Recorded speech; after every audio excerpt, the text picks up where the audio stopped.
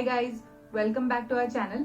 So on today's auspicious occasion of Akshaya Tritiya, we will see what are the different ways in which you can invest in gold, and also we will see the advantages and disadvantages of the different ways. So gold holds a very special value in Indian tradition. There are multiple occasions and festivals on which gold is bought in India. Akshaya Tritiya being one of them. But with changing times, we should also understand that it is not always advisable to buy physical gold. So let us explore today what are the various ways by which you can invest in gold, not in the physical form but in electronic form. So keep watching. So friends, as you are aware, there are various ways in which you can buy physical gold, that is in the form of gold coins or jewelry, or you can start an SIP at the jeweler, and at the end of which you will get the gold. So there are various advantages and disadvantages linked with the physical gold. So let us see the advantages first. Number one is you will get the actual satisfaction of possessing the gold, and if you buy jewelry, then you can actually wear the jewelry in your day-to-day life. And the second advantage is its ease of redemption. So in case of any emergency, you can always sell the gold and you can convert it into cash. But there are various disadvantages linked to physical gold.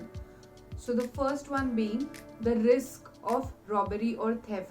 So in case you are wearing your physical gold or jewelry, then there is always a risk attached to it, and you might have to bear an additional cost of storing the gold in a locker. The second point is high making charges in case of jewelry. So the making charge can vary up to 5% to 20% depending upon the jeweler. And the third disadvantage is, even though it is easy to redeem the gold, you might not get the actual value of the gold. So there are a lot of deductions and a lot of parameters which are involved when you try to sell the physical gold.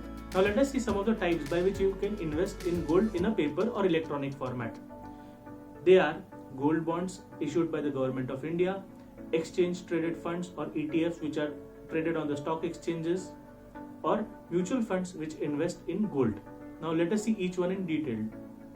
So one of the popular ways of investing in gold in electronic format is buying of gold bonds. So what are gold bonds?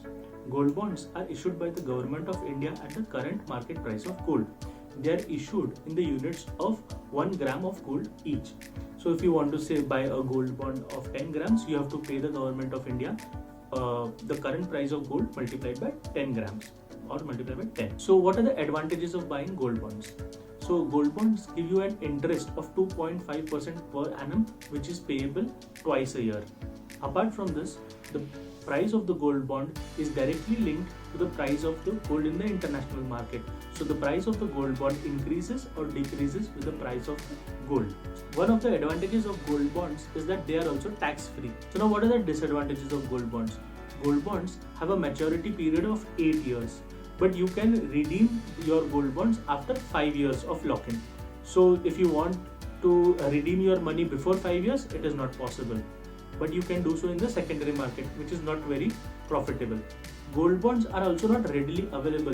They are issued at regular intervals by the Government of India. So whenever the issue is out, you will have to subscribe for them. It is not like you decide one day that I want to buy a gold bond and you can directly go and buy a gold bond. You can invest your money in exchange traded funds which have their underlying asset as gold, but you will need a demat account for the same. The value of these exchange traded funds rises or declines as per the value of the gold in the international market. The returns of an exchange traded funds are totally dependent on the value of the gold. So if the value of the gold rises in the international market, the price of the gold rises in the international market, then the returns on exchange traded funds will be higher, and vice versa. There are some things to remember here, like the exchange traded funds will charge you an expense ratio, which you can refer to our video about mutual fund expense ratio. The ETF also have a technical tracking error. So that is the time taken by the fund to respond to the changes in the price of the gold in the international market will result in some kind of an error in the returns which the exchange traded fund gives you. And hence this is called as a tracking error. So you have to keep this in mind. Tracking error is somewhere between 2 to 3% on most of the times. You can buy and sell exchange traded funds as and when you need them or whenever you want. So there is no restriction on them. There is no lock-in period as such. but they are also taxable. If you want to invest in gold and you don't have a demat account, but you still want to invest in a electronic format, you can also go for mutual fund. The advantages of such an investment is that you can start an SIP or stop your SIP or invest a lump sum amount anytime you want. The disadvantages of investing in mutual funds which invest in gold is that the expense ratio is always there, as you know, and they are also taxable. So guys, hope you find today's video useful. Please like and share with all your friends, and don't forget to subscribe to our channel. If you have any queries regarding any type of an investment in any particular gold related stuff, please use the comment section below and we will be happy to answer your queries. See you in our next video. Bye.